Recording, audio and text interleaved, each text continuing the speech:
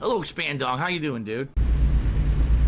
Anyway, like I was saying, you know, being a content creator is like a revolving door. One day you'll have a bunch of regulars who are with you every day and hanging out.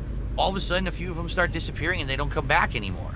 You'll have someone who's an ongoing, you know, contributor, and all the time they're supporting and doing good stuff, and then all of a sudden they're gone. And there's nothing you could do about that. That's just the nature of things. You know, I've been doing this for 17 years, and there's people who have been with me through thick and thin the entire ride. And then there's people who were there at the beginning, they left, they came back, they left, they came back. Sometimes you have a person who's like a big time supporter, and then you never see them again. And do you know what happened? No. You can't rely on one or you know, just a couple regulars. You got to keep pushing forward and being consistent and doing content and listening to the audience and adjusting. There's a lot of things you got to do to stay successful. You can't just ride and coast. And I learned that the hard way, because I used to ride and coast a long time ago. Before I became an interactive streamer, I used to just make the on-demand content. And I really do feel like for a while I started coasting and just doing the same kind of content. Didn't innovate, didn't listen, didn't improve the setup, nothing. And people started, rightly so, started criticizing me and saying, dude, I'm not kidding. I floored it again. My brakes are fucked up. I don't think the brakes are working. I can't brake right now. Anyway, to finish what I was saying, my thought, you know, what I've now done since I became an interactive streamer is I listen to feedback, I change, I adjust. You know, now that I can afford it, I make upgrades, I try different things, because you realize that's going to bring in different people who are going to support different kinds of content.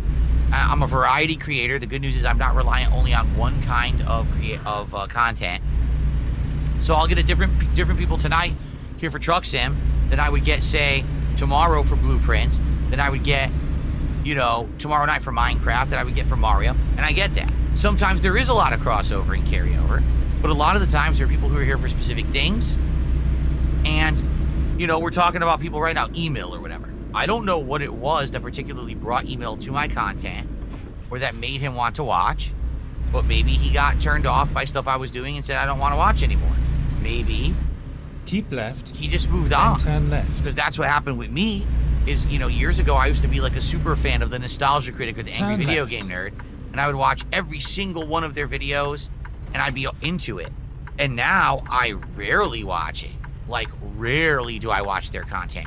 Once in a blue moon, I'll go back and watch a Nostalgia Critic video, and then maybe, what just happened? Oh, the loan installment got paid. And then every once in a while, if you guys like tell me about it, or if it just shows up like in my feed, I'll check out a Video Game Nerd video. But now I watch it and I'm like, you know, it's just nothing like it used to be. I don't really enjoy them nearly as much as I used to. Left. Probably because I got older, you know, my tastes change or whatever, or even the content has changed. I mean, I don't think I've seen, oh crap, I'm supposed to keep left.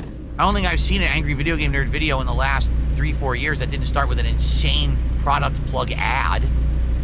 You know, like, what the fuck is this?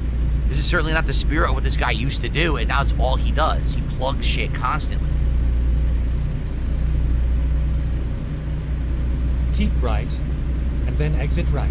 So, anyway, yeah, it is what it is. People come in and out and exit right. And are part of the action and part of every stream and a part of the content and big supporters. And then sometimes they'll just disappear for a long time, and there's just not much you can really do about that. That's the nature of the beast when you're a creator, when you are a variety creator like me, who has gone through changes over the years and does different things. You know, I would never do a game like this. Me sitting here driving a truck, talking, answering questions, and addressing things you guys are saying, that's nothing like the old content I used to do.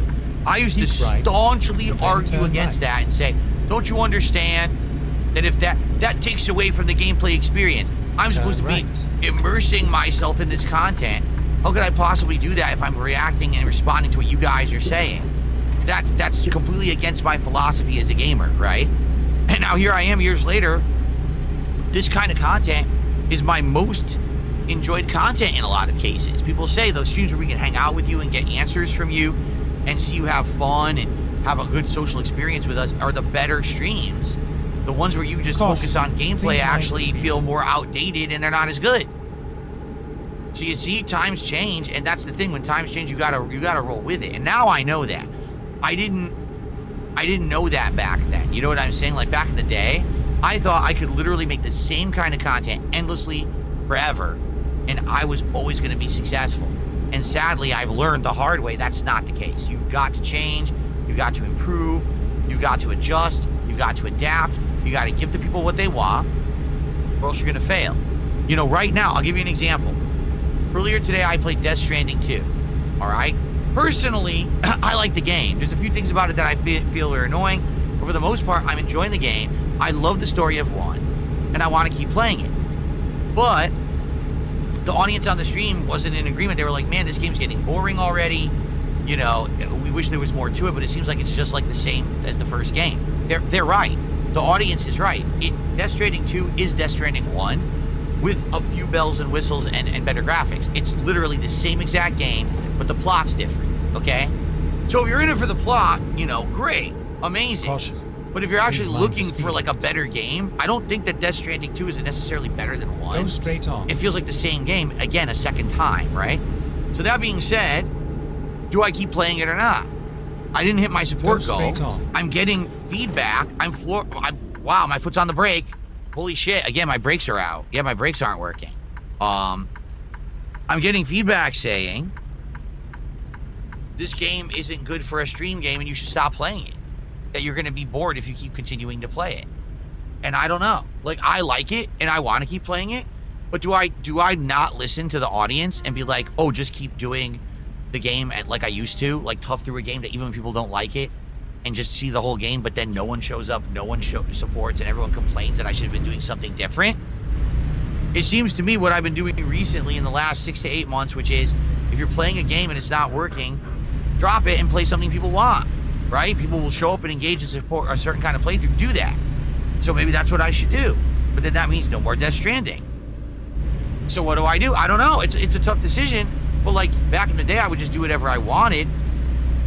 And I don't necessarily think that really works anymore.